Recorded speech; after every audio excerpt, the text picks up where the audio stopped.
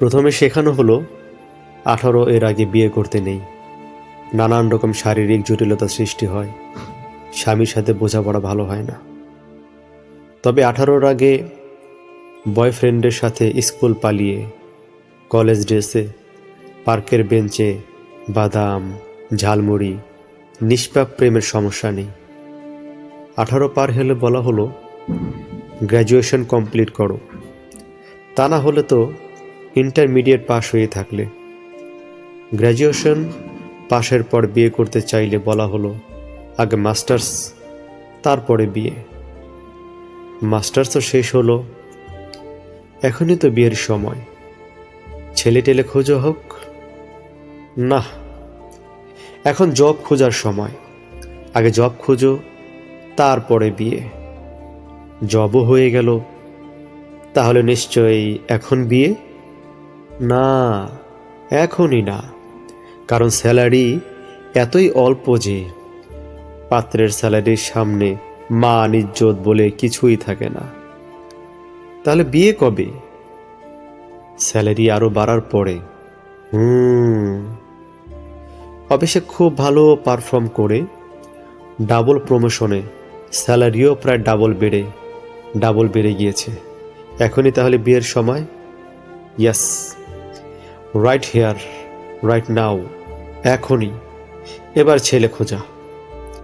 মেয়ের বয়সও 18 থেকে ঠেলতে ঠেলতে এখন 35। তা কেমন ছেলে চাই?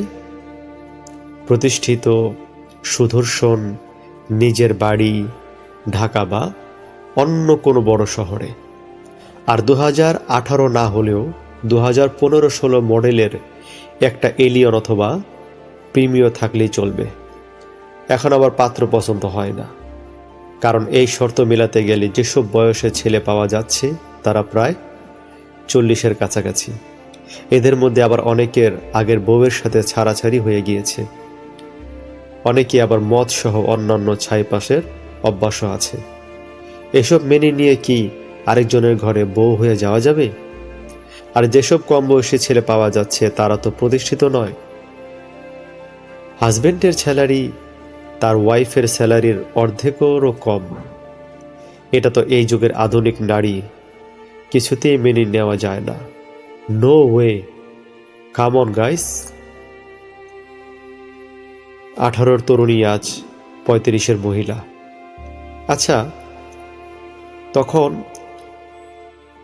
যেসব এনজিও স্কুলের ম্যাডাম, স্যার, সুশীল সেকুলার আঙ্কেল, আন্টি বাল্য বিবাহ বলে এই মেয়েটার একের পর এক আসা বিয়ের প্রস্তাবগুলোকে ভেঙে দিয়েছিল পড়াশোনা আর কেরিয়ারের অজুহাতে, দেখিয়ে সুপাত্র পেয়েও মেয়ের বাবাকে তাদের হাতে পাত্রস্থ করতে দেয়নি, সেই মানুষগুলো আজ কোথায়?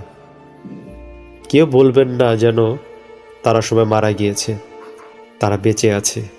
তারা এখন নতুন 18 খুঁজছে, নতুন সুইট 16গুলোকে গ্রুমিং করিয়ে তাদের দল ভারী করছে। এদেরকে মানুষ শয়তান বললেও কি খুব পাপ হয়ে যাবে?